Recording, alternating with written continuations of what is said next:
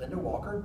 She is our Family and Consumer Science facilitator in the CR project here. And I'm Rod McQuality, project coordinator for the CR project. So let's begin our discussion. Linda, can you tell us what SGI really stands for?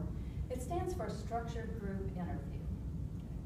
And the purpose for the SGI then is what? The purpose of the SGI is to assemble a group of business representatives in a specific content area. And their task is to identify skills necessary to perform their respective jobs. Could you give us an example of what a typical SGI would look like? Well, as I said, SGIs are done in specific content areas.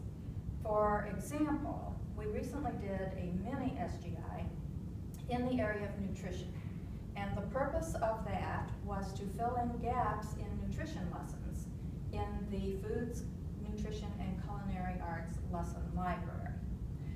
The panel that was pulled together included registered dietitians from a major hospital, a registered dietitian from an assisted living complex, and a registered dietitian who works with teachers through the St. Louis Dairy Council. They were supposed to compile information on skills necessary to perform their jobs. And a full-blown SGI usually consists of 6 to 10 business representatives, as well as 3 to 4 teachers the first day and 6 to 10 teachers the second day. Kind of answered my next question already, but what about how long does an SGI last? You said that was the SGI itself lasts how long? The SGI typically lasts 2 days. If it's what we call a full-blown SGI, it's 2 days. The one that I just described was a mini SGI because we were only generating 20 to 25 lessons.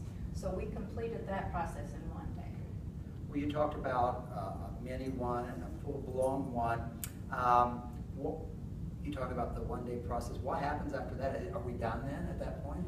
No. After the first day, the business people aren't done, but the facilitator compiles that information, and the second day, a group of teachers that are experts in that content area are brought in.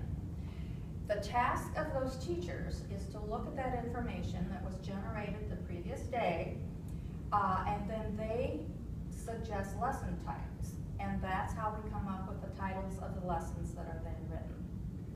When we talk about these lessons, we've talked about the business people. You have this team of teachers that are there with them. How do we get to this final product then, and how long does it take to, or I guess first of all, how are these lessons actually written then? You talked about the topic, but so how are the lessons written? Well, the teachers are written by secondary teachers from Illinois who are experts in the content area that we did the SGI in. And those teachers are hired and contracted and trained by CART. Okay, great. So once they completed that work then, so they've written the lesson, so then we're ready, we're done with the process? No, not really. CART then hires their own people to write PowerPoints and e-units.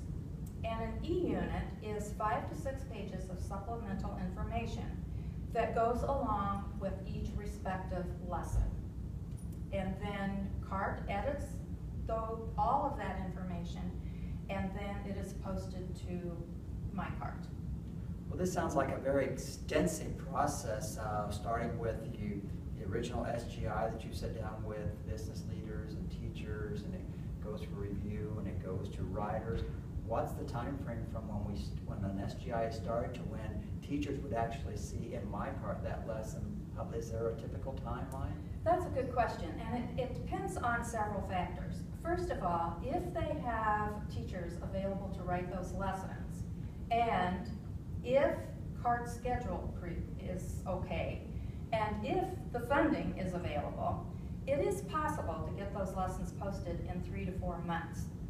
Typically, though, I would say that almost all the lessons from the SGI to the time they're posted would appear within at least a year. Well, hopefully that will give us a little bit of background on what an SGI is and what it involves, and answer some questions that you may have. Thank you, Linda.